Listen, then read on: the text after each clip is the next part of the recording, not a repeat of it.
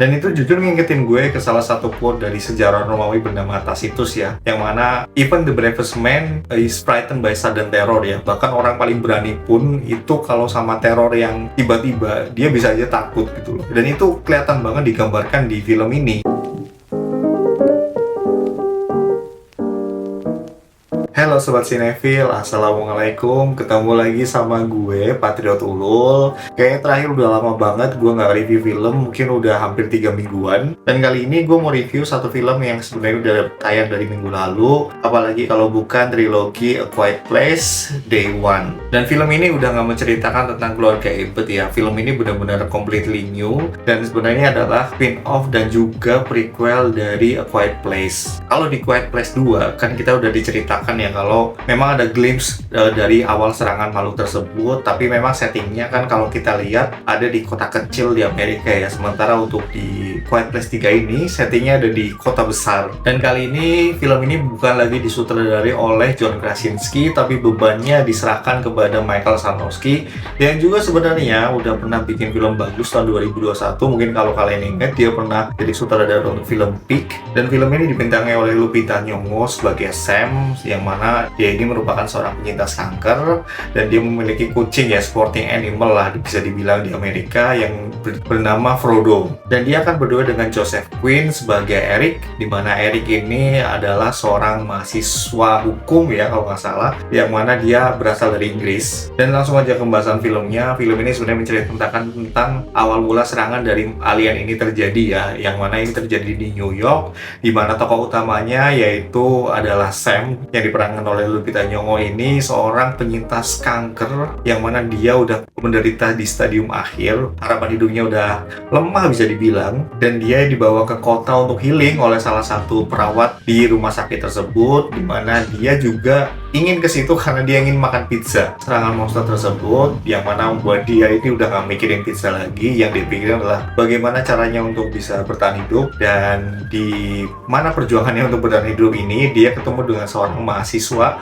hukum bernama Eric, dan mulailah petualangan bertahan hidup mereka di kota, di mana mereka harus masuk ke gorong-gorong, bertahan hidup di apartemen, terus sampai harus menuju ke perahu penyelamat ya, karena ternyata kita tahu kelemahan dari makhluk ini apa. Selain yang udah di-reveal di film pertama, dia punya satu kelemahan lagi ternyata. Tapi yang gue suka dari film ini sebenarnya bukan aspek bertahan hidupnya ya, karena aspek bertahan hidupnya menurut gue masih jauh lebih baik di film pertama dan kedua. Tapi di sini film ketiga ini itu lebih approach-nya ke hal-hal yang sentimental, hal-hal yang lebih ke emosional. Salah satu contohnya adalah gimana si Eric ini bisa menguatkan Sam dalam hal yang sentimental, seperti kenapa dia harus bertahan hidup, di mana Sam pada waktu itu memang udah nggak punya semangat untuk hidup karena dia udah di stage akhir, tapi dia bisa punya approach yang bagus gimana untuk bikin Sam ini secara emosional itu lebih dapat lah. Dan itu kelihatan banget kalau pas kita nonton, itu banyak banget shot-shot yang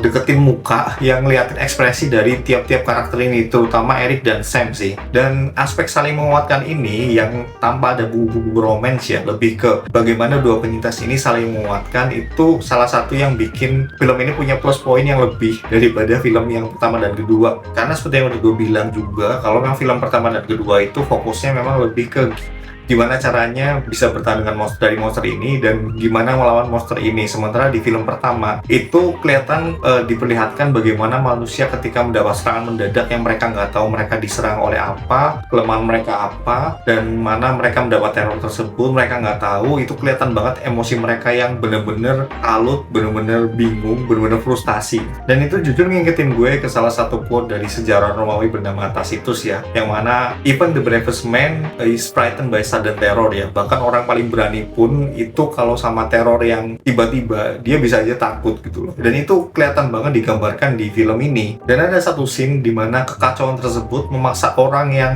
sebenarnya nggak kepengen bunuh orang itu harus ngebunuh orang lain, karena orang lain tersebut dianggap akan membahayakan seluruh orang yang sedang bersembunyi lah. Kalian akan nonton scene-nya lah, dan ini dieksekusi dengan baik sama Ji Mon Hon-soo. Dan yang paling gue suka sebenarnya juga film ini tuh secara nggak langsung itu menceritakan gimana akan stressfulnya manusia ketika kehilangan satu indera ya, entah itu indera perasa, indera penglihatan, penciuman, suara atau pendengaran. Itu kelihatan banget di sini stressfulnya ketika orang itu nggak bisa ngomong sedikit pun karena itu akan membahayakan nyawa mereka. Dan ada satu scene ketika hujan lebat dan ada petir di mana karakter yang selamat ini itu mencurahkan semua kesetresan mereka lah. Dan karena film ini approach-nya lebih ke sesuatu yang lebih sentimental dan emosional, dimana dua film sebelumnya itu kita disuguhkan aksi yang lumayan menarik, lumayan eksplosif, tapi di sini kita nggak akan dapat itu. Cuma memang ini lebih ke masalah approach. Jadi menurut gue film ini tetap masih melanjutkan kesuksesan dari dua film sebelumnya dengan pendekatan yang baru, dengan aspek yang baru. Dan kalau memang kita masih membawa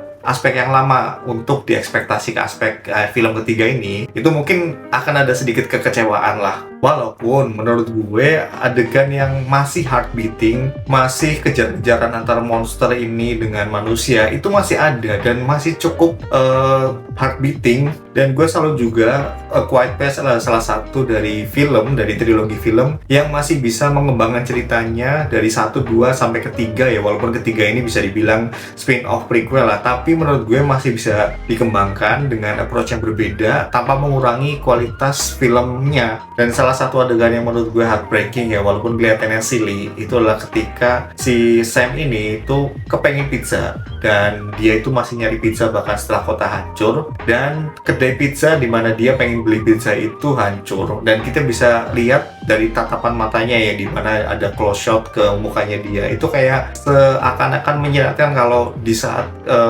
masa hidup gue yang terakhir, di akhir-akhir gue aja kok keinginan gue nggak terkabul. Walaupun nanti akan ada resolusi dari hal tersebut ya, dan gue nggak akan spoil banyak, atau mungkin lu yang udah nonton mungkin bisa tulis aja di kolom komentar. Dan resolusinya menurut gue hangat sih. Satu hal yang mengganjal dari film ini menurut gue sih sebenarnya cuma satu ya, yaitu ketika pas Sam dan Erin ini pergi ke satu cafe yang mana ayahnya Sam ini biasanya dulu sering manggung, dan cafe itu utuh, nggak rusak sama sekali. Yang mana walaupun hal itu mungkin bisa dijelaskan dengan berbagai macam teori ya, mungkin alien nggak menyerang kota tersebut, menyerang bagian tersebut, atau ya you name it lah. Tapi menurut gue ketika diperlihatkan satu adegan yang sampai kota dibom, tembak-menembak, ledakan, itu agak aneh aja sih. Oke, mungkin cukup segitu aja review film ini dari gue. Untuk approach yang berbeda, menurut gue film ini masih bagus untuk ditonton, masih nggak berkurang kualitasnya, karena film ini menurut gue secara sentimental dan emosional itu berhasil banget untuk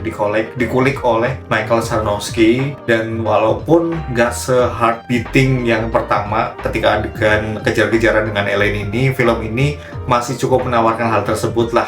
Dan untuk skor, karena berbagai macam variabel tersebut, gue berani kasih skor 8/10. Dan buat lo yang belum nonton, gue sarankan untuk lo cepet-cepet nonton, karena mungkin film ini hanya akan 1 minggu atau 2 minggu lagi lah. Mengingat Deadpool juga bentar lagi akan tayang ya, Deadpool 3. Jadi prediksi gue mungkin ya 1 minggu lebih lah mungkin film ini masih ada di bioskop. Dan to be honest, lo harus nonton di bioskop karena suara-suara kekacauan dan suara-suara ledakan itu memang lebih bagusnya itu kita rasakan di bioskop sih. Apalagi kalau lo nonton IMAX itu mungkin akan double. Oke, kalau misalkan lo ada pendapat berbeda, silahkan tulis di kolom komentar, kita bisa diskusi di situ. Kalau lo suka channel ini dan video ini, please like and subscribe. Kita ketemu lagi di review film selanjutnya. Bye bye sobat Cinefil.